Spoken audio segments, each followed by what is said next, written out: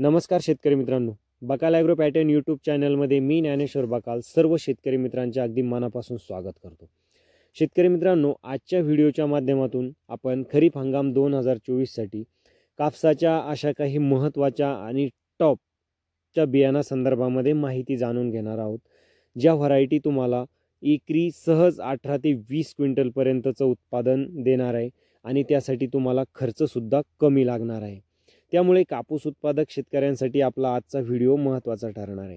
तरी सर्व शेतकऱ्यांना विनंती आहे की व्हिडिओला कोठेही स्किप न करता व्हिडिओ शेवटपर्यंत पहा।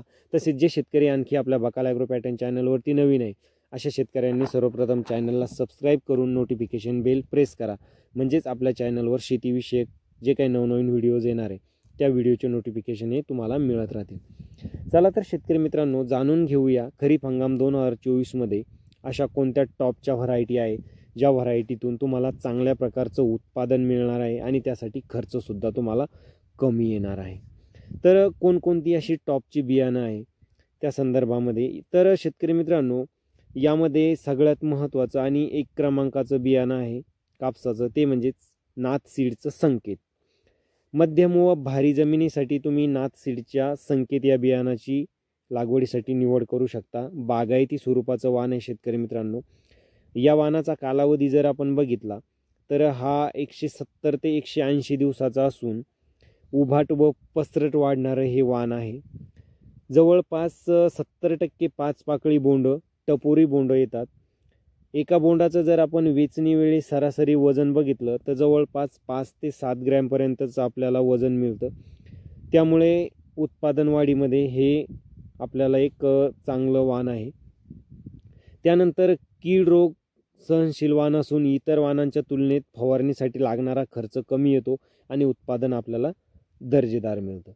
त्यानंतर नंबर 2चं वाण आहे शेतकरी मित्रांनो, ते म्हणजे राशी सीडचं राशी 659। मध्यम व भारी जमिनीसाठी तुम्ही या वाणाची निवड करू शकता। बागायती वाण आहे। या वाणाचा कालावधी हा 155 ते 160 दिवस असून 5 पाकळी टपोरी बोंड या वाणाला येते। एका बोंडाचं सरासरी वजन हे 6 ते 7 ग्रॅम पर्यंत आपल्याला वेचणी वेळी मिळतं, चांगलं नियोजन असेल तर। पसरट वाढणारं हे वाण आहे, जास्त उभाट वाढत नाही शेतकरी मित्रांनो। 2 बोंडामधलं अंतर खूप कमी राहतं। एका फळफांदीला जवळपास 8 ते 10 पर्यंत बोंड लागतात। त्यामुळे उत्पादन वाढीमध्ये याची खूप चांगल्या प्रकारे आपल्याला मदत होते।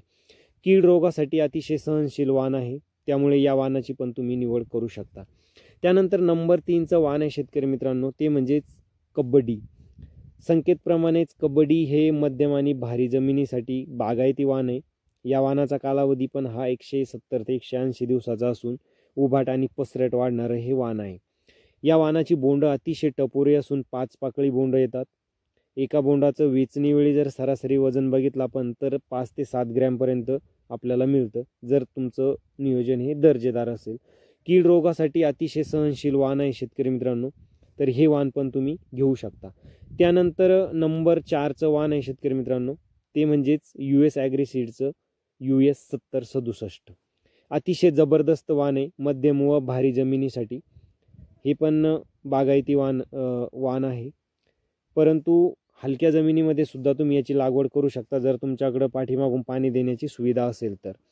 या वाणाचा कालावधी हा 155 ते 170 दिवस आहे शेतकरी मित्रांनो, आणि 5 पाकळी बोंड येण्याची जी याची क्षमता आहे ती जवळपास 70% असून टपोरी बोंड या वाणाला येते।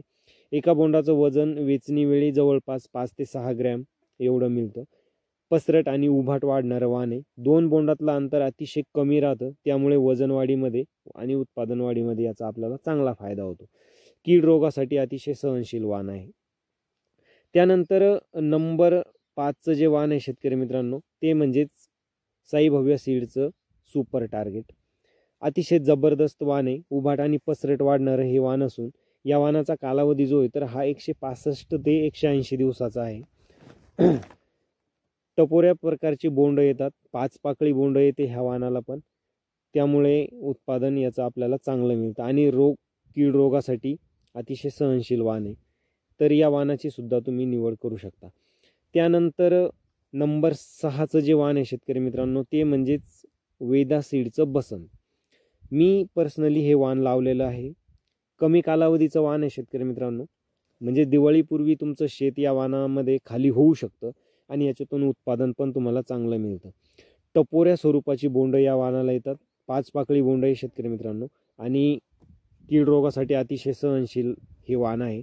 त्यामुळे फवारणीचा खर्चसुद्धा या वाणाला कमी येतो. तर ही 5-6 जी काही वाणं सांगितली शेतकरी मित्रांनो, ही माझी पर्सनल अनुभवातली वाणं मी तुम्हाला सांगितलेली आहे. त्यामुळे ही वाणं तुम्ही सहज घेऊ शकता. या वाणातून तुम्हाला चांगल्या प्रकारचं उत्पादन मिळणार आहे. फक्त उत्पादन वाढीसाठी शेतकरी मित्रांनो आपल्याला बियाणं दर्जेदार घेणं गरजेचं नसतं. तर त्यासाठी आपल्याला खत व्यवस्थापन आहे, फवारणी व्यवस्थापन आहे, त्यानंतर पिकामध्ये तण नियंत्रण आहे. या सगळ्याच गोष्टी वेळोवेळी करणं गरजेचे असतात. त्याच वेळेस आपल्याला कोणत्याही पिकामधून चांगल्या प्रकारचं उत्पादन मिळतं.